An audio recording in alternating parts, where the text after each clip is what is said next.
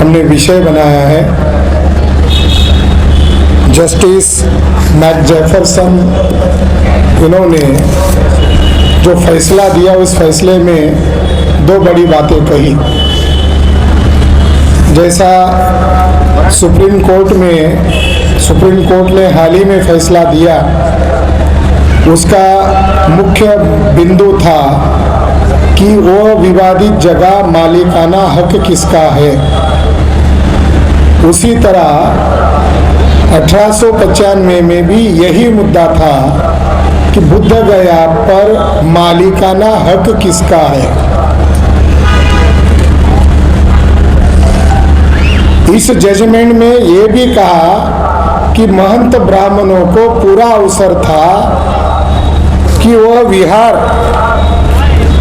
जिस पर वो कब्जा किए हैं, ब्राह्मणों ने एक भी रिकॉर्ड नहीं दिया जिससे वो साबित कर सके कि वो ब्राह्मणों का था। ये भी एक जजमेंट में खास बात कही कि ब्राह्मण साबित नहीं कर सके कि महाबोधि महाविहार यह ब्राह्मणों का है, मगर ये तथ्य सामने आ गए कि ये बुद्ध विहार बुद्धिस्ट लोगों का है। ये जजमेंट देते हुए उन्होंने ये भी कहा कि क्यों कब्जा किया ब्राह्मणों ने बौद्ध स्थलों पर। उसका मूल कारण है जो बुद्ध के मूल अनुयायी थे उन्हें हिंदू बनाने के लिए ब्राह्मणों ने बौद्ध स्थलों पर कब्जा किया। इसमें इंक्लूडिंग महाबोधि महाविहार है। इस जजमेंट के दरमियान और एक बात सामने आ गई, वो ये बात कि उड़ीसा का जो जगन्नाथपुरी है, इस पर जैसा ब्राह्मणों ने कब्जा किया वैसा ये यहाँ पर करना चाहते हैं और उस पर कब्जा ही नहीं किया। वहाँ पर बुद्ध धम्म संघ के त्रिरत्न के वह प्रतीक थे जो मौर्य अशोका ने रथ यात्रा के नाम पर शुरू किया था। रथ यात्रा जगन्नाथपुरी में ही नहीं होती, कर्नाटका में भी होती है, खासकर कि केरला में भी होती है। तो इस जजमेंट के माध्यम से कई सारे बातें सामने आ गई कि सारे बौद्ध स्थलों पर ब्राह्मणों ने कब्जा किया है। अभी जो सुप्रीम कोर्ट का जजमेंट है और ये 1895 का जजमेंट है, इसमें जमीन आसमान का अंतर है। उन्होंने फैक्ट को, आर्कोलॉजिकल एविडेंस को क्रॉस चेकिंग करके सारा तथ्य सामने लाया और सुप्रीम कोर्ट ने जो आर्कोलॉजिकल आधार पर बुद्धिस्ट प्लेस है, 4 बड़े बुद्ध स्तूप है, सम्राट अशोक का एक अशोक स्तंभ है जो आर्कोलॉजिकल आधार पर वहाँ पड़ा हुआ है। अयोध्या के जगह पर ब्राह्मणों ने नागेश्वर नाथ मंदिर कहकर अशोक के स्तंभ को शिवलिंग में परिवर्तित कर दिया है। आज भी है। आज बुद्ध गया में क्या स्थिति है? ये जो बुद्ध गया ब्राह्मणों के कब्जे में गई, इसका मूल कारण है कांग्रेस। साथियों, ये जो बुद्ध गया का जजमेंट 1895 में ये बौद्धों के समर्थन में आया था, ये बुद्ध गया बुद्धिस्टों की होनी चाहिए थी, मगर आज इस पर ब्राह्मणों का कब्जा होने का कारण अगर कोई है, कांग्रेस है। एक डेलीगेशन गांधी को मिलने गया जब कांग्रेस का राष्ट्रीय अधिवेशन गया में चल रहा था। गांधी जी बढ़िया थे और ब्राह्मणवाद को जिंदा करने का काम कर रहे थे। गांधी जी ने उन बुद्धिस्ट भिक्षुओं को कहा, देखो भाई, हम भी गुलाम हैं, मगर आपका मेमोरेंडम हम लेते हैं। हम जब भारत को आज़ाद करेंगे अंग्रेजों से, तब हम बिना शर्त बुद्ध गया बौद्धों के हाथ में देंगे। इसके लिए राजेंद्र प्रसाद की कमेटी बनाई। राजेंद्र प्रसाद भी ब्राह्मण के खिलाफ नहीं थे। उन्होंने अपने रिपोर्ट में दर्ज किया, अगर देते हैं, एक तरफ कहा देंगे और रिपोर्ट में कहा एक कमेटी बनाओ जिसमें ब्राह्मण महंत को रखो। साथियों, 1947 में भारत आजाद हुआ। वहाँ का भूमिहार ब्राह्मण वहाँ का प्रथम मुख्यमंत्री बना श्री कृष्ण सिंह। उधर से राजेंद्र बाबू को नहीं भेजा, उधर से जो ब्राह्मण था सर्वपल्ली राधाकृष्णन, जो बुद्ध धर्म का विरोधी आदमी था, उसको वहाँ भेजा। वहाँ पर एक रिजोल्यूशन पास किया, वहाँ अधिनियम बनाया जिसको कहते हैं महाबोधि टेम्पल एक्ट। 1949। इस एक्ट में प्रावधान किया गया कि आधे से ज्यादा मेंबर ब्राह्मण होंगे, हिंदू होंगे। अब हिंदू के नाम पर किनको रखा? इन लोगों ने उनकी मीटिंग की। जब सर्वपल्ली राधाकृष्णन वहां समारोह के तौर पर गए बुद्ध गया में, तो ब्राह्मण महंतों ने वहां पर मिठाइयां बांटी और उस एक्ट का समर्थन किया। जो ब्राह्मण कोर्ट में सबूत नहीं दे सके ब्रिटिश पीरियड में, ये हमारा है। जो इलीगल कब्जा था, महाबोधि टेम्पल एक्ट अधिनियम 1949 बनाकर उसको लीगली बनाया गांधी, नेहरू और भूमिहार ब्राह्मणों ने। इस एक्ट में सब गड़बड़ी है। अगर बुद्धिस्टों को महाबोधि विहार चाहिए तो एक जजमेंट आपके समर्थन में है, मगर ये जो अधिनियम है, इस अधिनियम को जब तक खारिज नहीं करते तब तक बुद्ध गया पर ब्राह्मणों का कब्जा रद्द नहीं होगा। इसके लिए जागरण करना होगा, इसके लिए संगठन बनाना होगा, इसके लिए लोगों को बताना होगा। मैं जब वहां गया तो मैंने देखा कि महाबोधि विहार के टेम्पल के सामने वहां लिखा है 5 पांडव।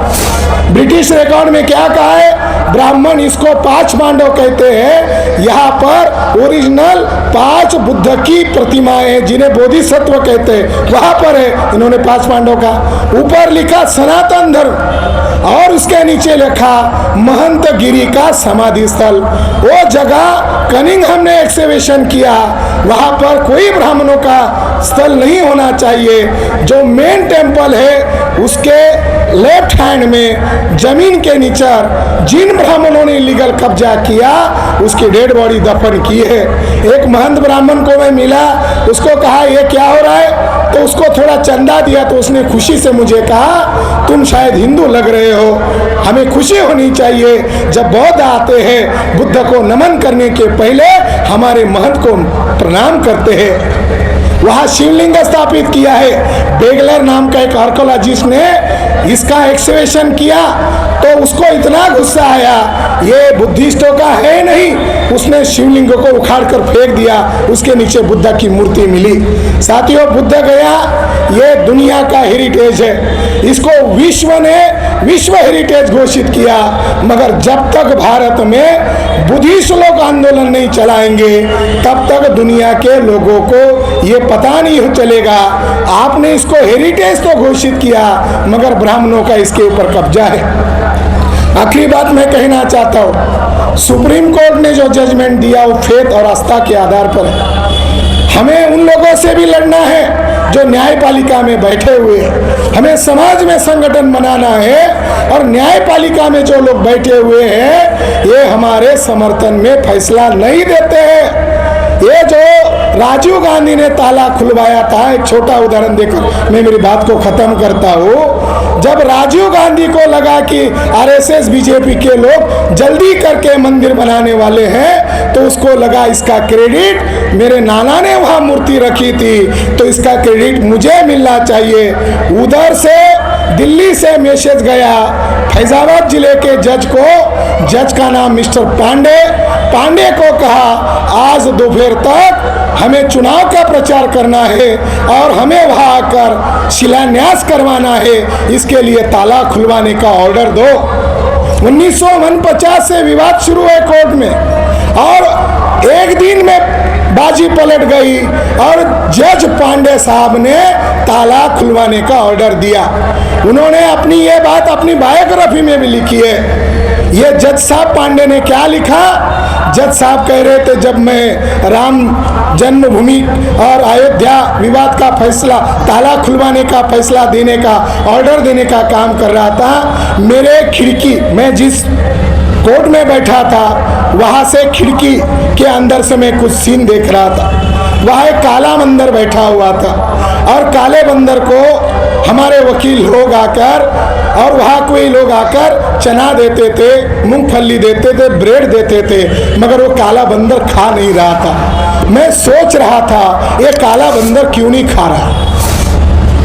फिर मुझे चमत्कार हुआ, मुझे उस काले बंदर से एक मैसेज मिला, दैवी चमत्कार हुआ कि मुझे ताला खुलवाने का ऑर्डर देना चाहिए। मैंने फौरन ताला खुलवाने का ऑर्डर दिया, तो मैं जो कल्पना कर रहा था वो सही में दैवी चमत्कार था। वो ब्रेड खाने लगा, वो मेरे तरफ देखने लगा। जब मैं जजमेंट देकर वापस घर लौट रहा था, कलेक्टर मुझे मेरे सरकारी आवास पर छोड़ने के लिए आया, तो मैंने देखा अजीब चमत्कार कि मेरे सरकारी आवास के बरामदे में वो बंदर खेल रहा था, जो काला बंदर मैंने वहां देखा था। इस जज को बाद में हाईकोर्ट का भी जज बनाया गया। तो ऐसे जजेस जब फैसले देते हैं, और हाईकोर्ट इलाहाबाद के जजेस लोगों ने जो फैसला दिया, ये बिल्कुल लॉ के खिलाफ है, लॉ के जो मापदंड है उसके खिलाफ है। और सुप्रीम कोर्ट का भी जो जजमेंट है, ये भी जुडिशियल जो फॉर्मेट है संविधान के खिलाफ है। इसके कंक्लूजन में उन्होंने कहा, आस्था के आधार पर हम फैसला देते हैं। इलाहाबाद हाई कोर्ट को एएसआई ने जो रिपोर्ट दिया, इस रिपोर्ट को इलाहाबाद हाई कोर्ट ने भी डिनाई किया है और सुप्रीम कोर्ट ने भी डिनाई किया है। एएसआई के रिपोर्ट में बुद्धिज्म के सारे अवशेष उस विवादित जगह से मिले हैं। ये सारे एविडेंसेस उस एएसआई के रिपोर्ट में है। इसके बावजूद भी उन्होंने ये फैसला दिया आस्था के आधार पर। इसलिए बौद्धों को, शेड्यूल कास्ट के लोगों को, बैकवर्ड कास्ट के लोगों को इस जजमेंट को क्रिटिसाइज करना होगा। कल जाकर ये ब्राह्मण कहेंगे वर्ण व्यवस्था हमारे आस्था का विषय है, जाति व्यवस्था हमारे आस्था का विषय है, आदिवासियों को नंगा करके उन्हें नक्सलाइट करके मारना हमारे आस्था का विषय है, महिलाओं के ऊपर रेप करना और गैंग रेप करना ये हमारे आस्था का विषय है। साथियों, ये ब्राह्मण राज को स्थापित करने वाला जजमेंट है। इसने बुद्धिज्म के केवल 2.77 एकड़ एरिया में ही बुद्धिस्ट अवशेष नहीं है, 67 प्लस 2.77 एरिया में बुद्धिस्ट अवशेष है। 1861 का रिपोर्ट कनिंघम का यही कह रहा है, युवन संघ यही कह रहा है, कईयान यही कह रहा है। सारे रिकॉर्ड हमारे समर्थन में है। और उन्होंने जो रिकॉर्ड सादर किए वो रिकॉर्ड क्या है? पुराण है। वो रिकॉर्ड क्या है? काने का रिकॉर्ड है, धर्मशास्त्रकार काने। ये सारे फॉल्स रिकॉर्ड है और फॉल्स रिकॉर्ड को उन्होंने एविडेंस माना, फेथ को एविडेंस माना। ये कभी संभव नहीं है। हमें बुद्ध गया भी मुक्त करना है और साकेत भी मुक्त करना है। बहुत बहुत धन्यवाद।